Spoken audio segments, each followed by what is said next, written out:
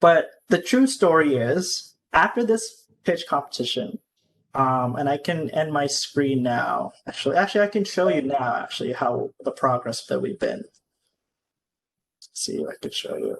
So before I click into the website, so as I talked before in the beginning, whenever you're a business owner, you think that you're going to solve this one problem, then all of a sudden you do all your research, then you're just finding another problem, and then you're like kind of like all over the place, and you're like wondering which one am I going to do.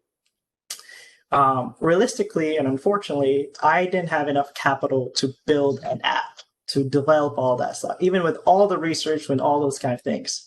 And so I asked myself, what could I do in the moment to really build a business, build something that's recurring, and just really have a good customer base.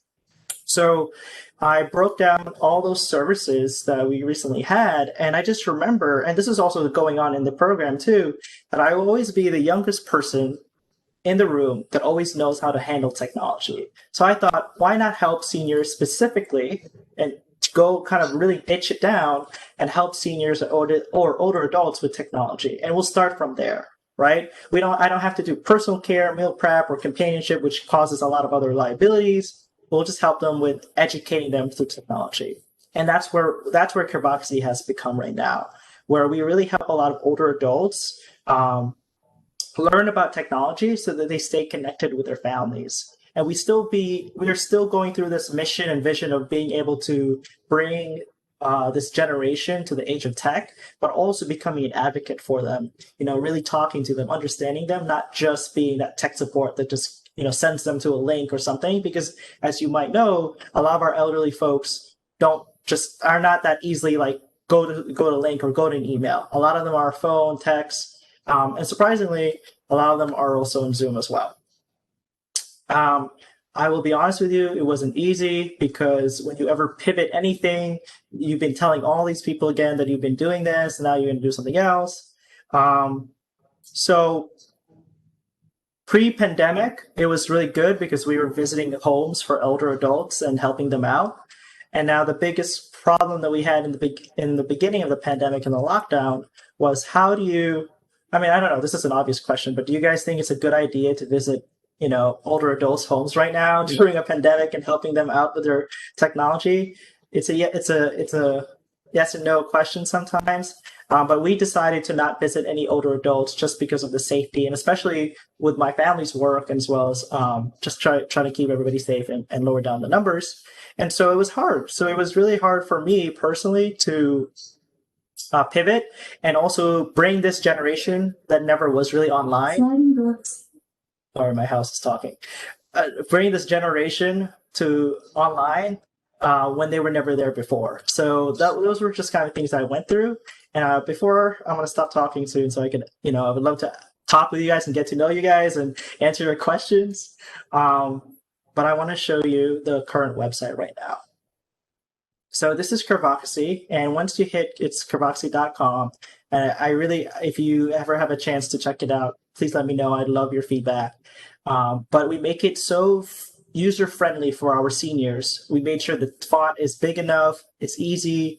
We let them know the many services that we help with them, all these other things that we do, a little bit about myself, the process that it takes when it comes to just having a phone call, matching them, and kind of like going through what we go through, how much we charge by the hour, and as well as groups.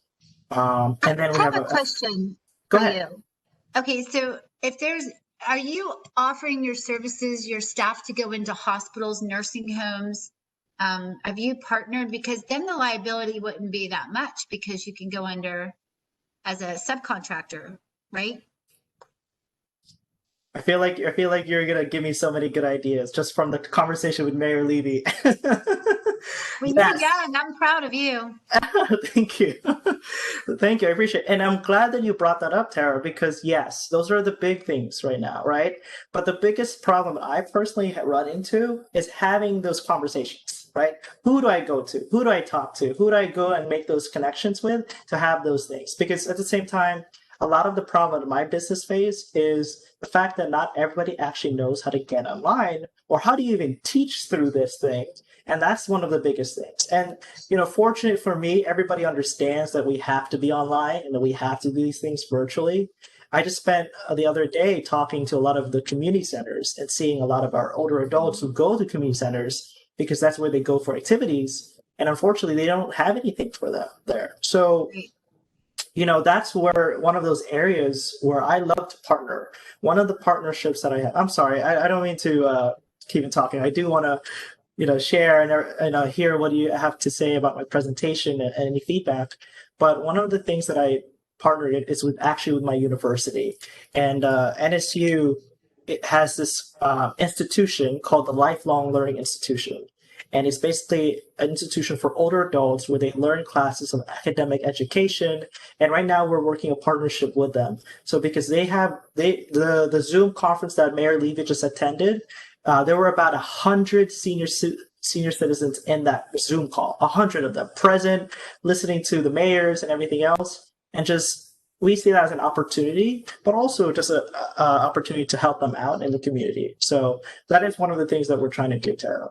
And I'm glad you brought that up because that gets me so riled up because I'm like, yes, someone brought that up. But Yeah, yes, you're positioned well, and I think it's great you in technology. Look, one of the things is mental health and being able to be in front of a computer and talk to people. That could be their saving grace for other things that could happen because you're giving them an outlet. Exactly. And that's what we hope to accomplish.